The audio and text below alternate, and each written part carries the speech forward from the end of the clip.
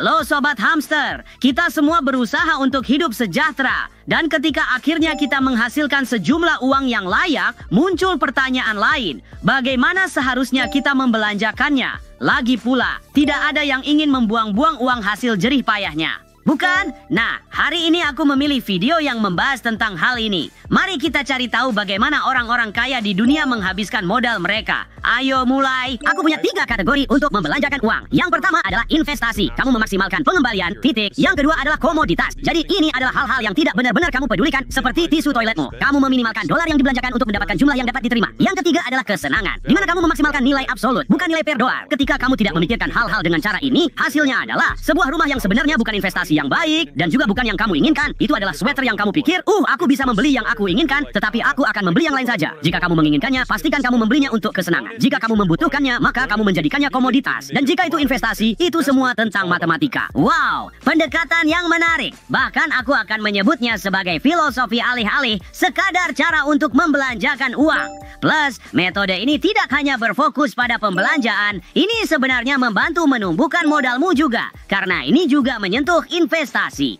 Dan bagaimana denganmu sobat? Bagaimana kamu mengelola tabunganmu? Apakah kamu memiliki strategi sendiri atau hanya menghabiskan tanpa berpikir 2 kali? Bagikan di kolom komentar ya.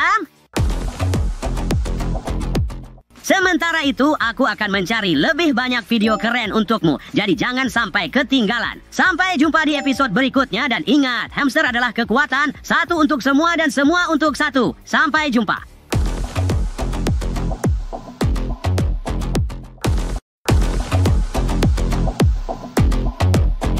Halo para penggemar keuangan tercinta. Semua orang suka mendapatkan banyak uang kan? Tapi anggaplah kamu sudah menjadi multimilioner. Apakah kamu berpikir bahwa kamu telah menjadi manusia super yang sempurna? Tentu saja tidak, karena uang bukan segalanya. Namun, menjalani hidup yang kaya tidak buruk juga. Dan untuk mendekati kesuksesan, kamu juga perlu memahami orang-orang kaya. Aku bahkan akan mengatakan, jika kamu ingin menjadi kaya, berpikirlah seperti orang kaya. Dan hari ini, aku menemukan video yang memberikan pencerahan tentang topik ini. Mari kita simak dengan seksama.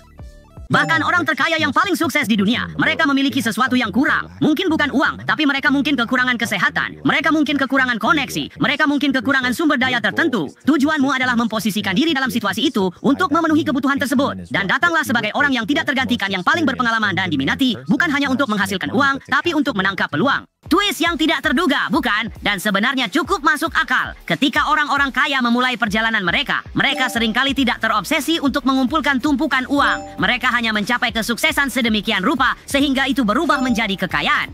Itulah sebabnya aku selalu mengatakan, dekati pekerjaanmu dengan memikirkan masalah apa yang dimiliki orang dan bagaimana kamu dapat membantu menyelesaikannya. Dengan menyelesaikan masalah, inilah kamu menghasilkan uang.